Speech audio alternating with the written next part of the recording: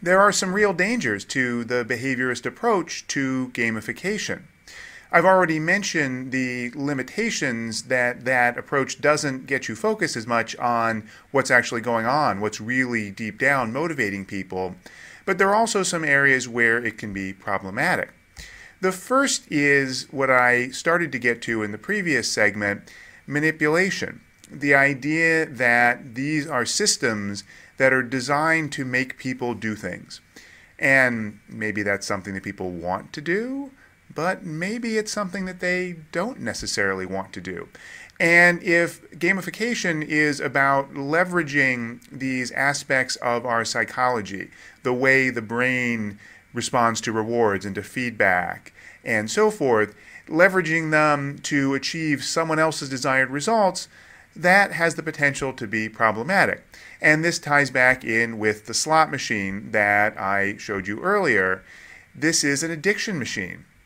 And if you're a casino operator, then it looks like a great thing. But there are lots and lots of negative consequences that come about because people are addicted to gambling and to other things. And if we can design systems that are optimized to addict people, if you will, on these virtual rewards, that doesn't mean that we should. And it doesn't mean that we should as an ethical matter. It also doesn't mean that companies should purely as a tactical or strategic matter, because there's a real danger if users feel like they're being pushed into something they don't really want to do. A danger in terms of the response from the customers, a danger in terms of responses from government agencies, and a danger in terms of the company itself not focusing on what it should be focused on, which is really delighting its customers.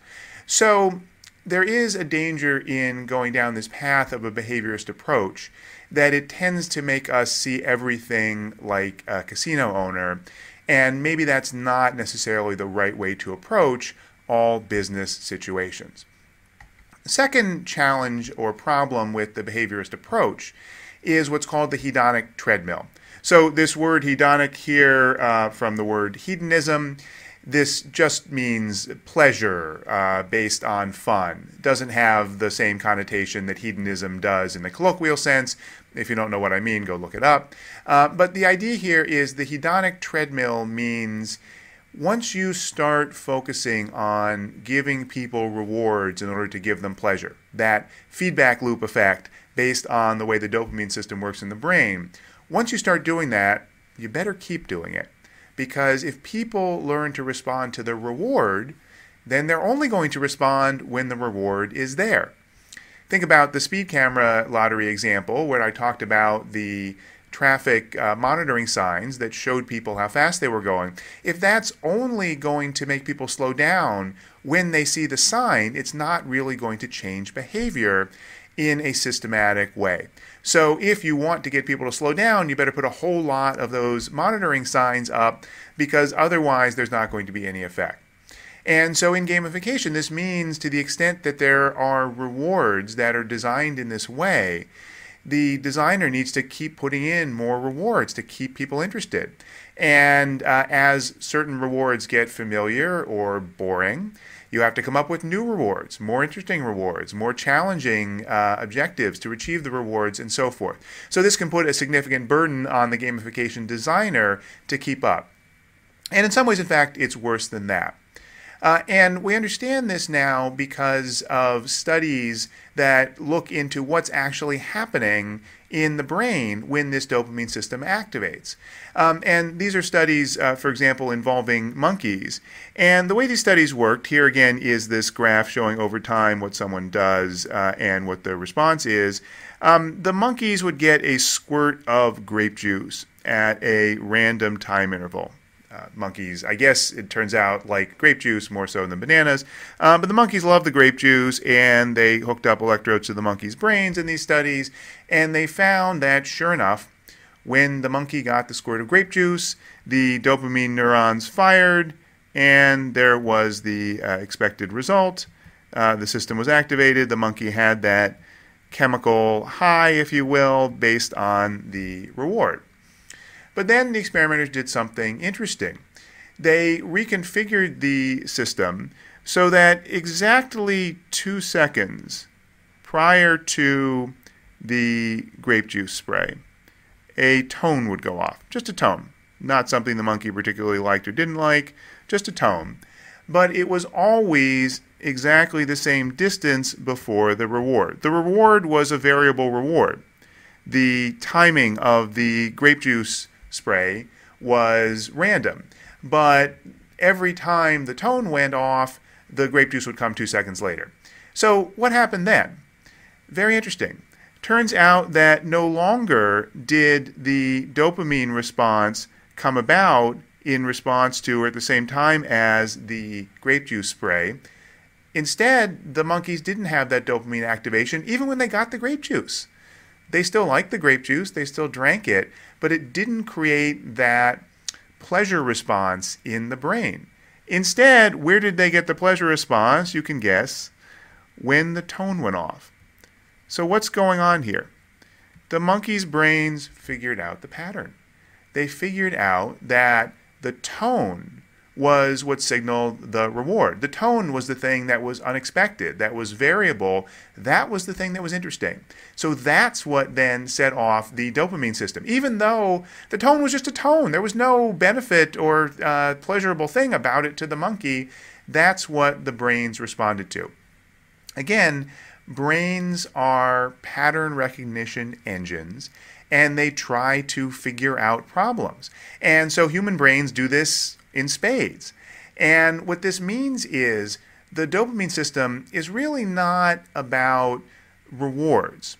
It doesn't give pleasure for rewards. It gives pleasure for the anticipation of rewards. When we know the reward is coming, that's when we get the dopamine hit. And what that means is if you're designing a gamified system and you're designing it in this behaviorist form where it's all about the rewards, you have to keep people anticipating the rewards. Because if they don't, then it no longer has that feedback loop. It no longer has that pleasure effect that generates the results. And people's brains are always trying to figure out the system, always trying to find the pattern at which point the game's no longer interesting. They no longer have the same result for the reward. Even if you are still giving them rewards, even if there's more badges and more quests and more achievements and so forth, it's no longer fun. And so there's a danger in using too much of a behaviorist approach that you kill the very rewards that you're relying on by making them become expected. Third concern about behaviorist gamification, and this one is really more specific to gamification. When gamification focuses too much on behavior, it tends to focus heavily, as I've talked about, on rewards. And those tend to be typically non-tangible rewards. They're just things like badges and being at the top of a leaderboard. And those, more often than not, are based around status. Status is a very powerful motivator. It's not something tangible, but we do lots of things to get status. We do lots of things because we want people to think that we're cool. That's the reality in terms of how people act. And so gamification leverages that fact that we love status, and it learns from things like frequent flyer or loyalty programs. Here you see the United Mileage Plus program. And they tend to focus a lot on the great status you get if you're in the higher tiers. You get better seats. You get to board first. You get access to the lounge. You get, in some cases, to walk on a red carpet going on the plane. You get a special card that no one else gets. You're cool. You have high status because you're at the top of the program. And the notion is people chase that status. And yeah, people do. But if you just focus on that, you tend to think that everyone chases status all the time. And that's just not the way people work. So when I say here everyone isn't Tom Stuker is the #1 leader in the United Frequent Flyer program. He's flown over 10 million miles on United Airlines. He's had whole planes named after him because he's so far at the top of their leaderboard. And you could say, well, that's great. Look how the Mileage Plus program motivated Tom Stuker. But most of us look at that and say, I'm not flying 10 million miles. There's no way I'm getting to that point. There's no way I'm going to put so much energy into flying and flying and flying, even if I think there's some status value. That's just not important enough to me.